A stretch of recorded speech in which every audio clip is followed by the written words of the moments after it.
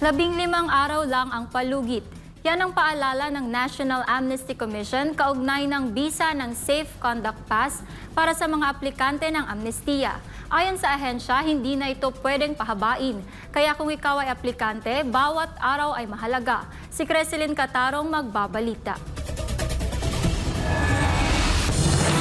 Kamakailan inaprobahan ng Malacanang ang kahilingan ng National Amnesty Commission o NAC na mag-issue ng Safe Conduct Pass. Isang mahalagang hakbang para bigyang daan ang ligtas at malayang paggalaw ng mga rebeldeng sumusuporta sa amnesty program ng gobyerno. Batay sa Memorandum Order No. 36, pinapayagan ng palasyo ang pansamantalang kalayaan ng mga aplikante habang nilalatag nila ang kanilang mga dokumento at isinusulong ang kanilang pagbalik sa normal na pamumuhay. Ngunit malinaw ang babala, hindi ito lisensya para makalabas ang mga rebeldeng may warrant of arrest at talong hindi ito para sa mga may dalang armas. Kasabay nito, inatasan ng NAC na maglatag ng mga kondisyon at limitasyon sa paggamit ng Safe Conduct Pass ayon sa kanilang implementing guidelines upang matiyak na hindi ito maabuso. Ayon kay National Amnesty Commission Chairperson Attorney Lea Tanodra Armamento, ang Local Amnesty Board ang may otoridad na mag-issue ng Provisional Safe Conduct Pass.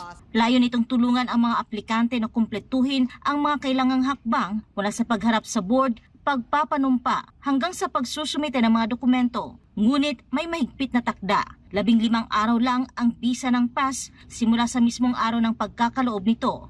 At ayon kay Armamento, hindi ito maaring palawigin. Dagdag pa niya, mahalagang gamitin ng mga aplikante ang panahong ito ng matalino upang hindi maantala ang kanilang aplikasyon. But because it is the chairperson that has the authority, limited lang ito kasi hindi pa natin nakuha yung ibang data sa NBI, sa police, sa AFP. So 15 days lang ito. Ibinahagi naman ni Armamento na kapag may Safe Conduct Pass ay medyo gagaan ang trabaho ng kanilang secretariat sa Local Amnesty Board.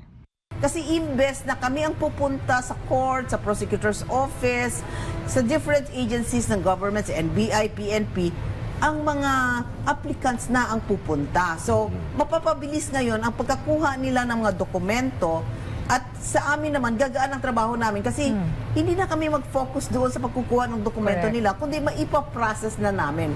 So, mapapabilis ang ating proseso. Batay sa datos ng National Amnesty Commission as of April 21, may kabuang mahigit 2,000 ang nag-apply para sa Safe Conduct Pass. Ang deadline ng aplikasyon para rito ay hanggang March 2026 lamang. Para sa Diyos at sa Pilipinas kong mahal. Creselyn Catarong, SMNI News.